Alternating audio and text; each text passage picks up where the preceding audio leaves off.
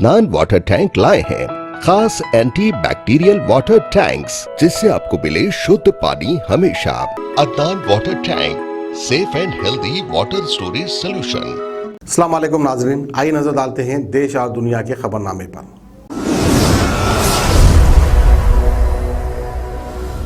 सच news के खबरनामे में आप सबका इस्तकबाल है। आज की सबसे बड़ी खबर आ रही है नागपुर से, जहां पर कोविड-19 की वैक्सीनेशन का स्टॉक खत्म हो चुका है। जो लोग दूसरी डोज लेने आए थे वो लोग भी वापस लौट गए हैं। कोविड-19 के बढ़ते मामलों के बीच वैक्सीनेशन को लेकर काफी ज्यादा विवाद हो रहा है। कई सिटीज में वैक्सीन की कमी की बात सामने आ रही है, लेकिन केंद्र सरकार ने वैक्सीन की कमी से इनकार कर दिया है। अब जुमे को नागपुर से एक तस्वीर सामने आई है, जहां सेंटर में वैक्सीन खत्म हो गई है और बाहर बोर्ड लगा दिया कि वैक्सीन अवेलेबल नहीं है। वहीं दूसरी तरफ इसी सेंटर पर वैक्सीन की दूसरी डोज लगवाने पहुंचे एक आदमी का कहना है कि वो अपनी दूसरी डोज लगवाने गया था, लेकिन वैक्सीन नहीं है। अस्पताल का कहना है कि उन्हें नहीं पता कि वैक्सीन कब आएगी।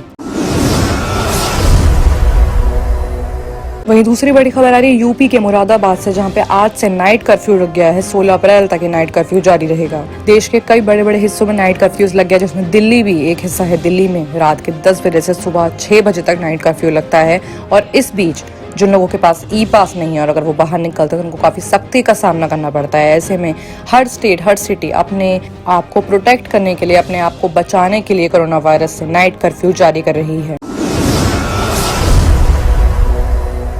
वहीं अगली बड़ी और सनसनी खबर आ रही है दिल्ली से, जहां पर एक आदमी जो पैदल जा रहा था उस पर बंदर छोड़ दिए गए, फिर 6000 लूट कर वहां से फरार हो गए कुछ लोग। दिल्ली पुलिस के कंट्रोल रूम में एक आदमी ने फोन किया और कहा कि खिड़की एक्सटेशन में 3 लोगों ने बंदर छोड़ दिए हैं और फिर 6000 रुपए छीन लिए हैं। इस कॉल के बाद पुलिस फौरन टीम मौके पर पहुंची और बताया, जिस आदमी से 6000 रुपए लूटे गए थे उसने कहा कि मैं कहीं जा रहा था, तभी 3 लोग आए, सभी के पास बंदर थे। उन लोगों ने अपने बंदर मेरे ऊपर छोड़ दिए। इसके बाद जब मैं घबरा गया तभी तीनों ने मौका देखकर 6000 रुपए कैश मुझसे लूट लिया। ये शिकायत मालवीय नगर थाने में FIR दर्ज के दौरान की गई है, जहाँ पर जाँच भी शुरू कर दी गई है। पुलिस ने आसपास के तमाम CCTV फुटेज की जाँच की है, मुखबिरों की जानकारी निकाली। वहीं 8 अप्रैल को चिराग दिल्ली बस स्टैंड के पास 2 लोग बंदर के साथ मौजूद थे, जो लोग लूट में शामिल हो रहे हैं। इसके बाद पुलिस ने दोनों को मौके में हिरासत में ले लिया। पूछताछ में ये बात साफ हो गई कि वही लोग हैं जिन्होंने उस आदमी पर बंदर छोड़ के हमला किया था और 6000 रुपए लूटे थे। फिलहाल पुलिस ने दोनों को गिरफ्तार कर लिया है। आरोपियों के नाम बलवान और विक्रम हैं। पुलिस ने अब इन तीसरे साथी अजय की तलाश शुरू कर दी है। पुलिस ने दोनों बंदरों को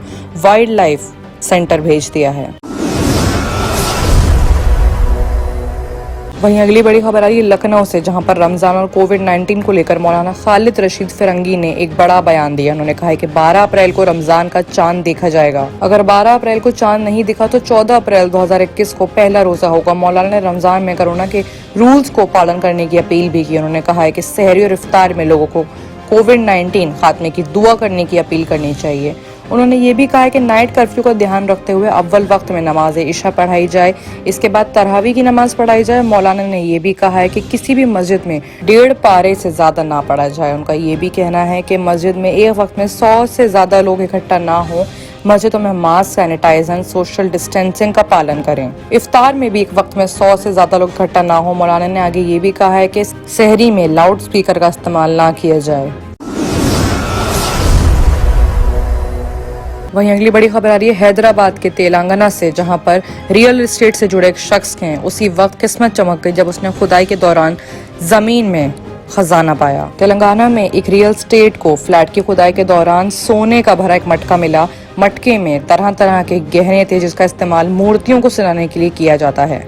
ये खबर जनगांव जिले से आ रही है, जहाँ पर 11 एकड़ की एक जमीन के टुकड़े के बराबर खोदने पर तांबे का एक मटका मिला। जमीन को बराबर करने के काम में जुटे लोगों ने मटके को तोड़कर देखा तो उसमें सोने और चांदी के जेवरात थे। खजाना मिलने की खबर फैलते ही गांव वाले एक साथ हो गए और धार्मिक परंपराओं के मुताबिक उन्होंने एक ही जगह पर नारियल फोड़ने के साथ अगरबत्ती भी जलाई और फूल माला भी चढ़ाई। माना जा रहा है कि खजाना किसी देवी का है। हालांकि जमीन के मालिक नरसिम्हुलू को गहने रखने के लिए नहीं दिए जाएंगे। ये पता लगने पर कि वहां पे मटके में सोना चांदी मिला है, जमीन को और ज्यादा खुदाई करवाई जाएगी।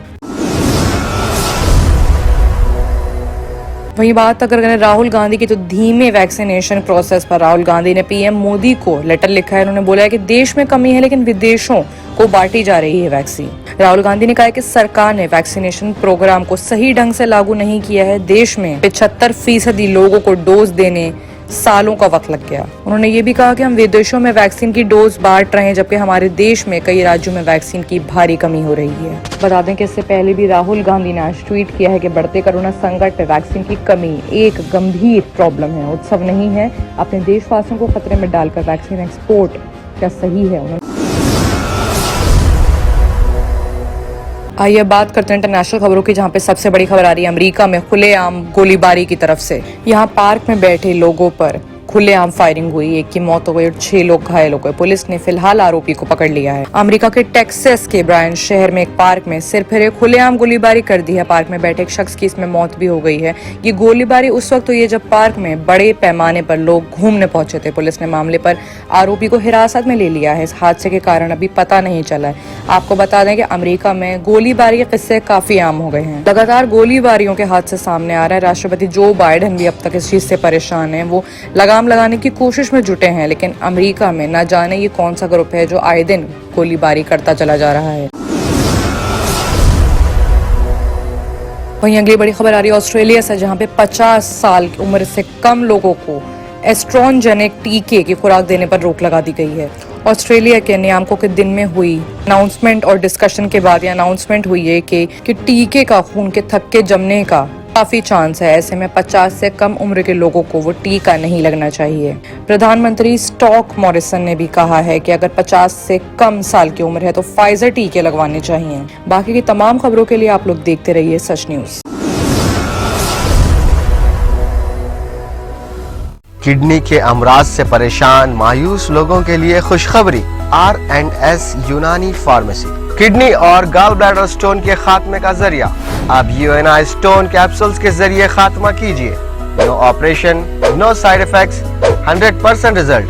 सिर्फ UNI स्टोन कैप्सूल से मुस्तहिक लोगों के लिए खुसूसी रियायत। फिर से पथरी न होने का मुकम्मल इलाज। दर्द, कॉन्स्टिपेशन और पुराने कब्ज से निजात पाइए। आज ही तशरीफ लाएं। R&S यूनानी pharmacy, first floor, syndicate bank, Bahadurpura x road, Hyderabad. Contact 9703 939 436 9063 383760।